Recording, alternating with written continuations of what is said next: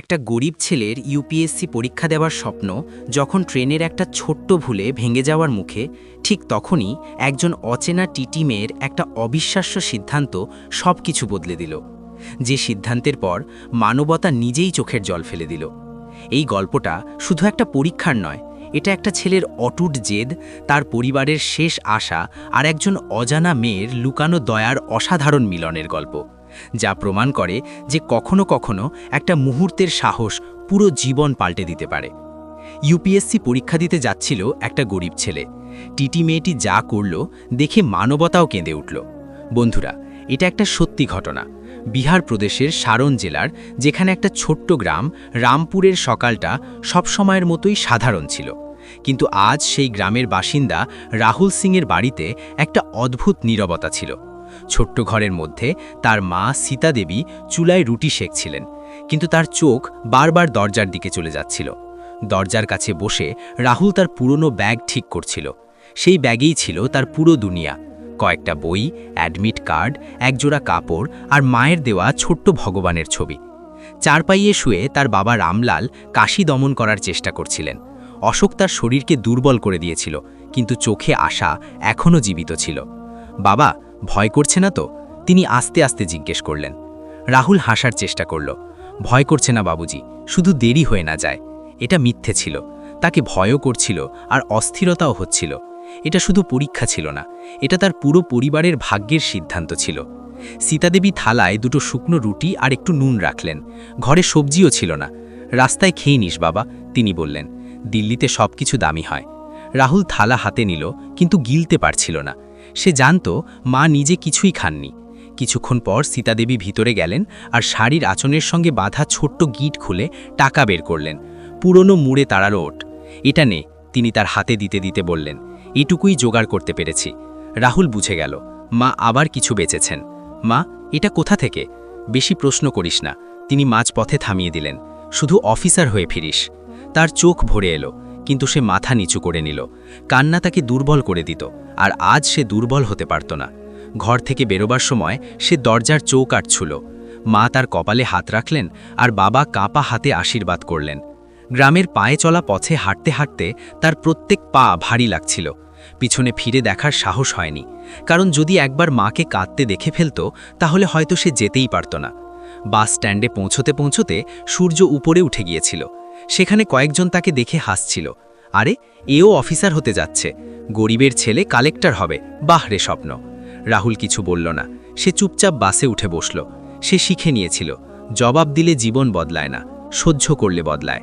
অনেক ঘন্টা পর সে জেলা স্টেশনে পৌঁছল। স্টেশনের ভিড়, শোরগোল আর ছোটাছুটি দেখে সে ঘাবড়ে গেল, কিন্তু নিজের ব্যাগটা শক্ত করে ধরে নিল। ট্রেন আসতে এখনও সময় ছিল।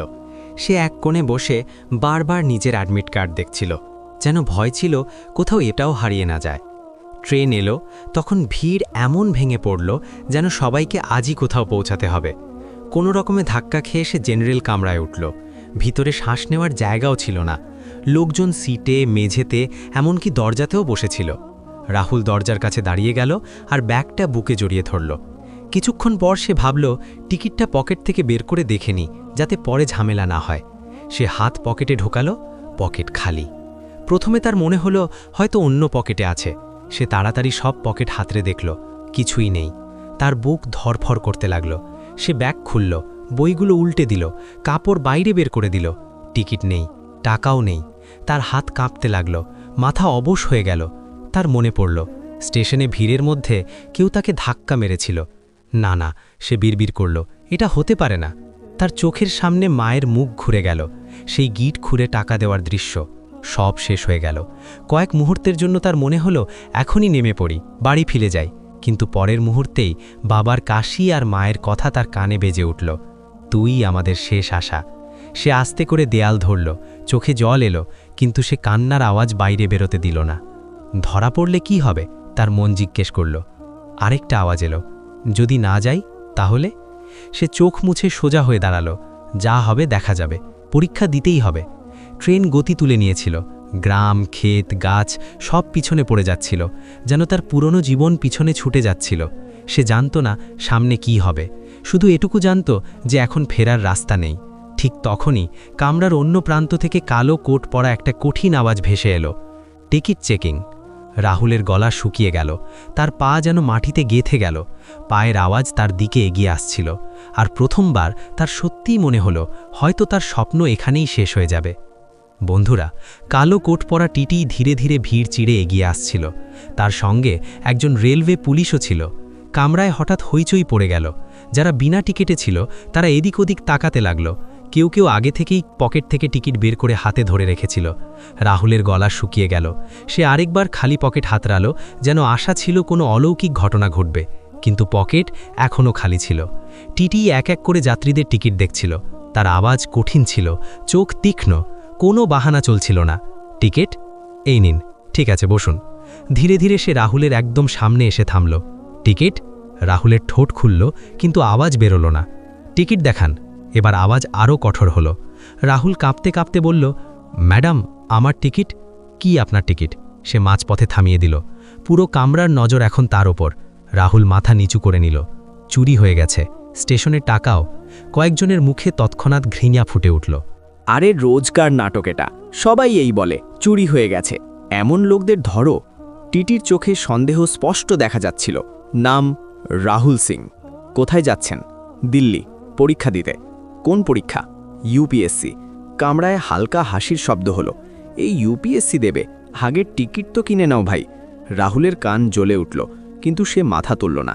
টিটি ঠান্ডা গলায় বলল, বিনা টিকিটে যাত্রা করা অপরাধ। পরের স্টেশনে নামতে হবে, নইলে জরিমানা দিতে হবে। আমার কাছে টাকা নেই ম্যাডাম, সে আসতে বলল। তাহলে নামতে হবে? এটা শুনে রাহুলের পায়ের তলা থেকে মাটি সরে গেল। ম্যাডাম প্লিজ, আমাকে দিল্লি পৌঁছাতে হবে, খুব জরুরি। তার গলা ভেঙে যাচ্ছিল। সব কিছুই জরুরি হয়, সে বিনাভাবে বলল। ম্যাডাম, আমি মিথ্যে বলছি না, আমার পরীক্ষা আছে, আজ না পৌঁছালে 1 বছর নষ্ট হয়ে যাবে। টিটি চুপ করে রইল। হয়তো এমন বাহানা শোনার অভ্যেস ছিল তার। অ্যাডমিট কার্ড আছে? সে জিজ্ঞেস করল। রাহুল তৎক্ষণাৎ ব্যাগ থেকে ফাইল বের করে দিল। সে কার্ডটা মন দিয়ে দেখল। ছবি একই, নাম একই, সেন্টার দিল্লির। তার ভ্রু সামান্য কুঁচকে গেল। তৈরি কোথায় করেছিস? গ্রামে, নিজে থেকে। কোচিং করিনি? না। কয়েক মুহূর্তের জন্য সে তাকে দেখতে লাগল। ফাটা জুতো, ঘষা শার্ট, ক্লান্ত মুখ, কিন্তু চোখে অদ্ভুত জেদ ছিল। তবুও সে কঠিন স্বরে বলল, নিয়ম সবার জন্য সমান। রাহুল আসতে বলল, ম্যাডাম, আপনি চাইলে আমাকে জেলে পাঠিয়ে দিন, শুধু দিল্লি পর্যন্ত যেতে দিন। এটা শুনে আশপাশের লোকজন চুপ হয়ে গেল। টিটি প্রথমবার থমকে গেল। জেল? সে জিজ্ঞেস করল। হ্যাঁ, পরীক্ষা দিয়ে নিজেই চলে আসব, যে শাস্তি হবে ভোগ করে নেব। তার গলায় ভয় ছিল না, শুধু ভাঙা ভাব ছিল। টিটির নজর সরিয়ে নিল, যেন কিছু ভাবছিল। রেলওয়ে পুলিশ বলল, ম্যাডাম, পরের স্টেশনে নামিয়ে দিই, বেশি সময় নষ্ট করার কি দরকার? রাহুলের বুক জোরে ধকধক করতে লাগল। ট্রেনের গতি একটু কমে আসছিল, হয়তো স্টেশন কাছে আসছিল। তার মনে হলো যেন প্রত্যেক সেকেন্ড তার স্বপ্নকে কেটে দিচ্ছে। হঠাৎ সামনে বসা একজন তির্যক মন্তব্য করল, অফিসার হবেন জনাব, টিকিট পর্যন্ত নেই। আরেকজন বলল, দেশের কি হবে এমন লোকদের দিয়ে? রাহুলের চোখ ভরে এলো, কিন্তু সে মাথা আরও নিচু করে নিল। টিটি আবার তার দিকে তাকালো। এবার তার নজর খোলা ব্যাগের ওপর পড়ল। ভিতরে বই ভর্তি, মোটা মোটা বই, নোটস, পুরনো খাতা। এক কোণে একটা পুরনো খামও দেখা যাচ্ছিল। ব্যাগ বন্ধ করো, সে আসতে বলল। রাহুল তাড়াতাড়ি বইগুলো গুছিয়ে নিল। ট্রেন তখন স্টেশনের একদম কাছে পৌঁছে গিয়েছিল। বাইরে প্ল্যাটফর্ম দেখা যাচ্ছিল। রেলওয়ে পুলিশ দরজার দিকে এগিয়ে গেল। চলো, তৈরি থাকো, সে রাহুলকে বলল। রাহুলের হাত ঠান্ডা হয়ে গেল। তার মনে হলো এখানেই সব শেষ। তার মায়ের মুখ মনে পড়ল, বাবার কাশি, ঘরের ফাটা ছাদ। সে চোখ বন্ধ করে নিল। হে ভগবান, শুধু একটা সুযোগ। ট্রেন ধীরে ধীরে প্ল্যাটফর্মে ঢুকতে লাগল। টিটি একটা গভীর শ্বাস নিল, আর ঠিক তখনই হঠাৎ বলে উঠল, থামো, এখন কেউ নামবে না। টিটির আওয়াজ এত কঠিন ছিল যে রেলওয়ে পুলিশও সেখানেই থমকে গেল। ট্রেন প্ল্যাটফর্মে থেমে গিয়েছিল। লোকজন নামতে উঠতে শুরু করেছিল, কিন্তু সেই ছোট্ট অংশে অদ্ভুত নীরবতা নেমে এসেছিল। রাহুল আস্তে করে চোখ খুলল। তার মনে হলো হয়তো সে ভুল শুনেছে। টিটি, যার ব্যাজে প্রিয়া শর্মা লেখা ছিল, কয়েক মুহূর্ত চুপ করে দাঁড়িয়ে রইল। তার নজর রাহুলের ওপর নয়, বরং তার ব্যাগের ওপর স্থির ছিল। ব্যাগ আবার খোলো, সে শান্ত কিন্তু আদেশমূলক স্বরে বলল। রাহুলের হাত কাঁপল। সে ব্যাগ খুলল। বই, নোটস, একটা পুরনো ডায়েরি, সব সামনে এসে গেল। প্রিয়া নিজে এগিয়ে এসে একটা বই তুলে নিল। তার ভিতরে ছোট ছোট অক্ষরে ভরা নোটস ছিল, কিনারায় পেন্সিল দিয়ে লেখা প্রশ্ন, জায়গায় জায়গায় মোড়ানো পাতা। এটা কোনো দেখানোর জন্য পড়া বই ছিল না, এটা এমন একজনের ছিল যে প্রত্যেক শব্দের সঙ্গে লড়াই করেছে। তারপর তার নজর সেই পুরনো খামের ওপর গেল। সে সেটা তুলে নিল। এটা কি? রাহুল ঘাবড়ে গেল। ম্যাডাম, ওটা মায়ের চিঠি।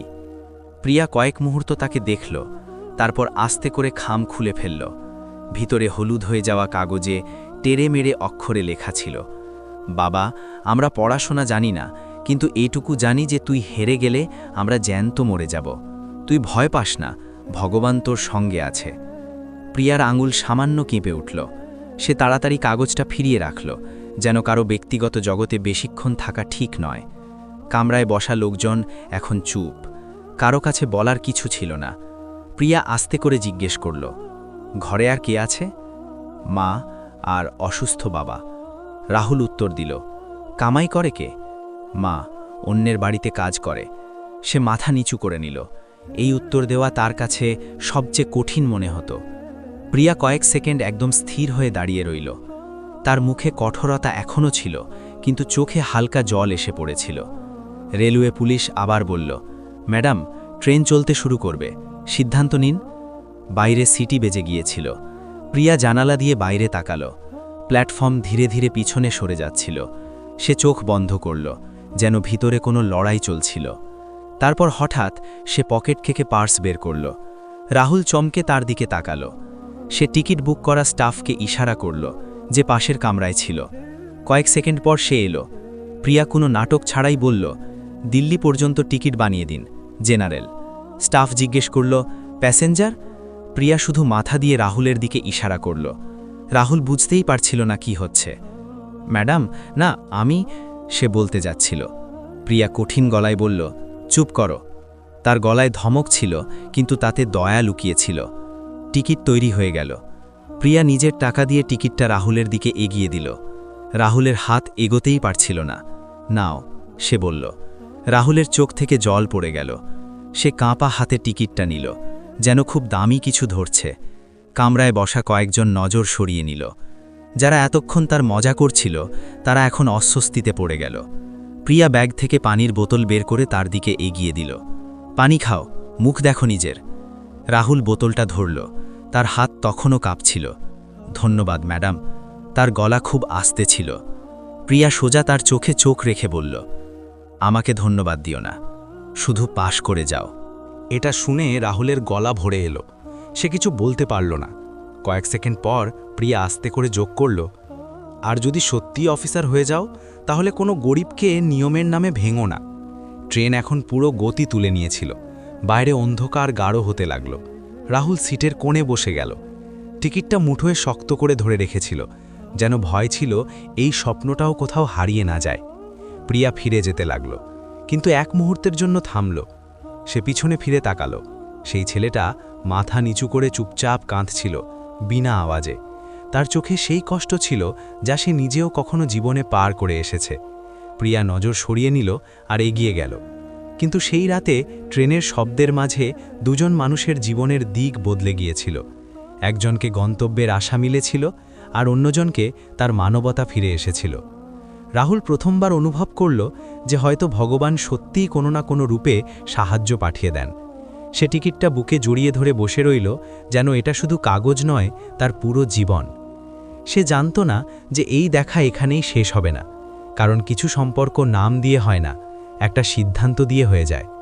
বন্ধুরা, পরের দিন দিল্লি স্টেশনে ট্রেন সকাল সকাল পৌঁছে গেল। ঠান্ডা হাওয়ায় ভিড়ের শোর মিশে গিয়েছিল। লোকজন তাড়াতাড়ি নামছিল, যেন সবাইকে কোথাও খুব জরুরি পৌঁছতে হবে। রাহুলও ধীরে ধীরে নিচে নামল। সারা রাত সে ঠিকঠাক ঘুমায়নি। সিটের কোণে বসে বসে সে শুধু টিকিটটা ধরে রেখেছিল, যেন ওটাই তার একমাত্র ভরসা। প্ল্যাটফর্মে পা রাখতেই তার খেয়াল হলো সে সত্যিই দিল্লি চলে এসেছে। কিন্তু পরের মুহূর্তেই তার মনে ভয় ভরে গেল। এই শহর তার গ্রামের মতো নয়। এখানে কেউ তাকে চেনে না, কেউ অপেক্ষা করছে না, আর তার থাকার জায়গাও নেই। সে পকেট হাতড়ালো, খালি। ব্যাগ খুলল, শুধু বই আর কাপড়। কয়েক সেকেন্ডের জন্য সে ভিড়ের মাঝে একদম একা দাঁড়িয়ে রইল। তখনই পিছন থেকে সেই চেনা আওয়াজ এলো, পরীক্ষার সেন্টার কোথায়? রাহুল পিছনে ফিরে তাকালো। প্রিয়া দাঁড়িয়েছিল। এখন সে ডিউটির সেই কঠিন টিটি মনে হচ্ছিল না, শুধু একটা ক্লান্ত মেয়ে যে সারা রাত কাজ করেছে। রাহুল একটু ঘাবড়ে গেল। ম্যাডাম, এখনও দেখতে হবে, ঠিকানা লেখা আছে আমার কাছে। সে ব্যাগ থেকে অ্যাডমিট কার্ড বের করে দেখালো। প্রিয়া কার্ডটা মন দিয়ে পড়ল, তারপর বলল, এখান থেকে অনেক দূর, একা পৌঁছতে পারবে? রাহুল চুপ করে রইল। সত্যি কথা ছিল, দিল্লির মানচিত্র তার জানা ছিল না। প্রিয়া তার চুপ থাকা বুঝে নিল। ঠিক আছে, বাইরে চলো, সে বলল। দুজনে স্টেশনের বাইরে এলো। রাস্তায় অটো, বাস আর মানুষের স্রোত। রাহুল সব দেখে আরও ঘাবড়ে গেল। প্রিয়া একটা অটো থামালো। একে এই ঠিকানায় পৌঁছে দাও, সে ড্রাইভারকে বলল। রাহুল তাড়াতাড়ি বলল, না ম্যাডাম, আমার কাছে টাকা নেই। প্রিয়া ড্রাইভারকে টাকা দিয়ে দিল। এখন তর্ক করো না, সে কঠিন গলায় বলল। রাহুলের চোখ আবার ভরে এলো। সে বুঝতে পারছিল না একটা অচেনা মানুষ তার জন্য এত কেন করছে। অটোয় ওঠার সময় সে আস্তে বলল, আমি আপনার টাকা ফেরত দেব, পাক্কা। প্রিয়া হালকা হাসল। পাস করে যাও, ওটাই যথেষ্ট। অটো চলতে শুরু করল। রাহুল পিছনে তাকিয়ে দেখতে লাগল। প্রিয়া সেখানেই দাঁড়িয়েছিল। ভিড়ে ধীরে ধীরে ছোট হয়ে যাচ্ছিল। কিছুক্ষণ পর অটো একটা সস্তা লজের সামনে থামল। ড্রাইভার বলল, এখানেই কাছাকাছি সেন্টারও আছে। রাহুল ভিতরে গেল। মালিক ভাড়া বলতে তার পায়ের তলা থেকে মাটি সরে গেল। একদিনের এত টাকা! সে চুপচাপ বাইরে বেরিয়ে এলো। টাকা তো ছিলই না। সে রাস্তার ধারে বসে পড়ল, ব্যাগ কোলে রাখা, চোখে ক্লান্তি আর ভয়। তখনই পিছন থেকে কেউ ডাকল, ঘর পাওনি? রাহুল চমকে টাকালো। প্রিয়া আবার তার সামনে দাঁড়িয়ে। ম্যাডাম, আপনি? সে হতবাক হয়ে গেল। প্রিয়া সোজা উত্তর দিল, ডিউটি শেষ হয়েছিল, ভাবলাম দেখে যাই পৌঁছেছে কিনা। রাহুল কিছু বলতে পারল না। প্রিয়া লজওয়ালার সঙ্গে কথা বলল। কিছুক্ষণ পর মালিক মাথা নাড়ল আর বলল, ঠিক আছে, একদিনের জন্য দিয়ে দিচ্ছে। রাহুল বুঝল সে আবার টাকা দিয়েছে। ম্যাডাম, আপনি এত কেন করছেন? তার গলা কাঁপছিল। প্রিয়া কয়েক মুহূর্ত চুপ করে রইল, তারপর আস্তে বলল, কারণ সেদিন যদি কেউ আমার সাহায্য করত, তাহলে হয়তো আমার বাবা বেঁচে থাকতেন। রাহুল স্তব্ধ হয়ে গেল। প্রিয়া প্রথমবার নিজের কথা বলল। তিনিও অসুস্থ ছিলেন, চিকিৎসার টাকা ছিল না, আমি কিছুই করতে পারিনি। তার চোখ নরম হয়ে গেল, কিন্তু সে তৎক্ষণাৎ নজর সরিয়ে নিল। যাও, বিশ্রাম করো, কাল পরীক্ষা আছে। রাহুল ঘরে চলে গেল, কিন্তু দরজা বন্ধ করার সময় দেখল প্রিয়া তখনও সেখানে দাঁড়িয়ে, যেন নিশ্চিত করছে সে নিরাপদে আছে কিনা। ঘরটা ছোট ছিল, কিন্তু তার কাছে কোনো প্রাসাদের চেয়ে কম ছিল না। সে ব্যাগ রাখল, পানি খেল আর বিছানায় বসল। তার মায়ের চিঠির কথা মনে পড়ল। সে সেটা বের করে পড়ল। আপনা আপনি চোখে জল এসে পড়ল। আমি হারতে পারি না, সে নিজেকে বলল। সারা রাত সে পড়তে লাগল। চোখে ঘুম ছিল, কিন্তু স্বপ্ন তার থেকে বড় ছিল। সকালে যখন সে সেন্টারে পৌঁছালো, তখন সেখানে হাজার হাজার ছাত্র, পরিষ্কার কাপড়, আত্মবিশ্বাস ভরা মুখ, দামি ব্যাগ। রাহুল নিজে ঘষা জুতোর দিকে তাকালো, তারপর মাথা তুলে গেটের দিকে এগিয়ে গেল। হঠাৎ তার মনে প্রিয়ার কথা পড়ল। পাশ করে যাও, ওটাই যথেষ্ট। সে গভীর শ্বাস নিল আর পরীক্ষা ভবনের ভিতরে চলে গেল। সে জানত না যে বাইরে দাঁড়ানো ভিড়ের মধ্যে কেউ চুপচাপ তাকে যেতে দেখছিল। প্রিয়া দূরে দাঁড়িয়েছিল। সে কিছু বলল না, শুধু হাত জোর করে মনে মনে প্রার্থনা করল, ভগবান ওকে জিততে দাও। কারণ এখন এটা শুধু সেই ছেলের লড়াই আর নেই, এটা তার নিজের অসম্পূর্ণ বিশ্বাসের লড়াইও হয়ে গিয়েছিল। বন্ধুরা, 3 ঘন্টা পর পরীক্ষা শেষ হলো। সেন্টারের বাইরে ভিড় উঙ্গড়ে এলো। কেউ প্রশ্ন নিয়ে আলোচনা করছিল, কেউ হতাশ, কেউ স্বস্তি পাচ্ছিল। রাহুল ধীরে ধীরে বাইরে বেরোলো। তার মুখে ক্লান্তি ছিল, কিন্তু চোখে শান্তি ছিল। সে পুরো শক্তি দিয়ে দিয়েছিল। গেটের বাইরে এসে সে কয়েক মুহূর্ত দাঁড়িয়ে রইল। এখন সামনে কি? বাড়ি ফিরতে হবে, সেই গরিবী, সেই অপেক্ষা। তখনই তার নজর রাস্তার ওপারে পড়ল। প্রিয়া দাঁড়িয়েছিল, সাধারণ কাপড়ে, বিনা ইউনিফর্মে, কিন্তু সেই কঠিন মুখ আর সেই গভীর চোখ। রাহুল কয়েক সেকেন্ড তাকে দেখতেই রইল, যেন বিশ্বাস হচ্ছিল না। সে ধীরে ধীরে তার কাছে গেল। ম্যাডাম, আপনি এখানে? প্রিয়া হালকা হাসি দিয়ে বলল। ডিউটি ছিল না, শুধু এমনি। দুজনে কিছুক্ষণ চুপ করে রইল। তারপর প্রিয়া জিজ্ঞেস করল, পেপার কেমন হয়েছে? রাহুল গভীর শ্বাস নিল। যতটা পড়া ছিল সব লিখে দিয়েছি। প্রিয়ার চোখে স্বস্তি ঝিলিক দিয়ে উঠল। ভালো হয়েছে, সে বলল। এখন বাড়ি যাও আর অপেক্ষা করো। রাহুল মাথা নিচু করে বলল, আপনার ধন্যবাদ, আপনি না থাকলে আমি এখানেও পৌঁছাতে পারতাম না। প্রিয়া তৎক্ষণাৎ বলল, ধন্যবাদ বলতে নিও না, অদ্ভুত লাগে। কিছুক্ষণ পর সে আস্তে জিজ্ঞেস করল, ঘরে ফোন আছে? না, পাড়ার লোকের কাছে আছে। প্রিয়া নিজের ব্যাগ থেকে একটা ছোট কাগজ বের করে তাতে নম্বর লিখে দিল। রেজাল্ট এলে জানিয়ে দিও, ব্যাস এটুকুই। রাহুল কাগজটা এমনভাবে ধরল যেন খুব দামি জিনিস। তারপর সে ঘুরল, কয়েক পা চলল, তারপর হঠাৎ থেমে গেল। ম্যাডাম, সে পিছনে ফিরে বলল, যদি আমি পাশ করি তাহলে সবার আগে আপনাকেই জানাবো। প্রিয়া কিছু বলল না, শুধু হালকা করে মাথা নাড়ল। সেদিনের পর দুজনে আলাদা হয়ে গেল। সময় ধীরে ধীরে কেটে যেতে লাগল। গ্রামে জীবন আবার সেই পুরনো ছন্দে চলতে লাগল। সংগ্রাম, অসুখ, অপেক্ষা। প্রত্যেক দিন রাহুল ডাক পিয়নের পথ চেয়ে থাকত। প্রত্যেক আওয়াজে বুক ধরভর করে উঠত। তারপর এক সকালে ডাক পিয়ন এলো। রাহুল, বড় লিফাফা এসেছে। রাহুলের হাত কাঁপতে লাগল। সে লিফাফা খুলল। কয়েক সেকেন্ড সে শুধু কাগজটা দেখতে লাগল। তারপর তার চোখ থেকে জল বয়ে গেল। সে মাটিতে বসে পড়ল। সে ইউপিএসসি পরীক্ষায় পাশ করে গিয়েছিল। ঘরে প্রথমবার আনন্দের শোর পড়ে গেল। মা কাঁদছিলেন, বাবার চোখে চমক ফিরে এসেছিল। কিন্তু সেই সন্ধ্যায় রাহুল চুপচাপ ঘর থেকে বেরিয়ে পড়ল। সে সোজা স্টেশনে গেল। তাকে কাউকে খুঁজতে হবে। অনেক ঘন্টা অপেক্ষার পর সে সেই চেনা আওয়াজ শুনতে পেল। টিকিট দেখান। প্রিয়া সামনে দাঁড়িয়েছিল। এবার রাহুল হাসল। এবার আমার কাছে টিকিট আছে। সে পকেট থেকে টিকিট বের করে দেখালো। প্রিয়া তাকে চিনে ফেলল। তার চোখ বড় বড় হয়ে গেল। তুমি? রাহুল আসতে বলল। আমি পাশ করেছি ম্যাডাম। প্রিয়া কয়েক মুহূর্ত তাকে দেখতে লাগল, যেন কথাই ভুলে গিয়েছিল। তারপর তার চোখ ভরে এলো। আমার জানা ছিল। সে আসতে বলল। দুজনে প্ল্যাটফর্মের ধারে বসে পড়ল। রাহুল বলল, আজ আমি এখানে অফিসার হয়ে আসিনি। সেই ছেলেটির মতো এসেছি যাকে আপনি নামতে দেননি। প্রিয়া চুপ করে রইল। কিছুক্ষণ পর সে আসতে বলল, এখন তোমার দুনিয়া আলাদা, আমার আলাদা। রাহুল তৎক্ষণাৎ বলল, আমার দুনিয়া সেই দিন থেকে বদলে গিয়েছে যেদিন আপনি আমার হাত ছাড়েননি। প্রিয়া তার দিকে তাকালো। তার চোখে ভয় ছিল, হয়তো আশা করার ভয়। রাহুল আস্তে আস্তে বলল, আমি অনেক ভেবেছি। সেদিন আপনি না থাকলে আমি কিছুই হতাম না। আর আজ যা হয়েছি তাতে আপনার অংশ সবচেয়ে বড়। সে প্রথমবার তার হাত ধরল। প্রিয়াজি, আপনি কি আমার জীবনে চিরকাল থাকবেন? প্রিয়ার হাত কেঁপে উঠল। আমি একজন সাধারণ টিটি, সে ভাঙা গলায় বলল। তুমি আইএএস হয়ে গেছো। রাহুল হাসল। আমার সবচেয়ে বড় পদটাই সেই যে আমাকে পড়তে দেয়নি। প্রিয়ার চোখ থেকে জল বয়ে গেল।